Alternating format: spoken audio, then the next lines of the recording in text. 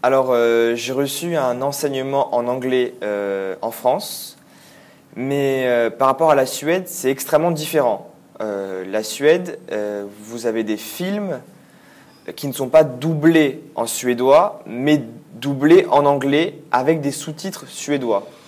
Donc, vous pouvez, je dirais, joindre l'utile à l'agréable en apprenant l'anglais tout en regardant des films.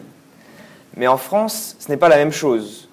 Il y a beaucoup plus de Français que de Suédois, donc la plupart des films sont doublés en français. Donc on a moins l'apprentissage de l'anglais que vous dans tout ce qui est dans toute la vie quotidienne que vous pouvez avoir en Suède. J'ai appris l'anglais surtout à l'écrit en France. On n'est pas tellement porté sur l'oral. L'anglais oral est assez laissé de côté.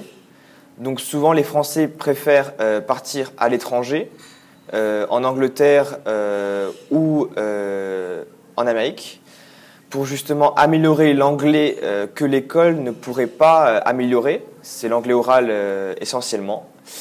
Voilà. Dans mon projet qui serait de travailler dans les ambassades, dans les relations internationales, il faudrait que je m'y mette en anglais réellement, parce qu'il faut absolument un niveau d'anglais excellent pour justement être dans cette branche d'activité. Voilà. Et le problème, c'est que les Français ont du mal avec les langues vivantes, et je pense que ça peut être un problème dans l'avenir.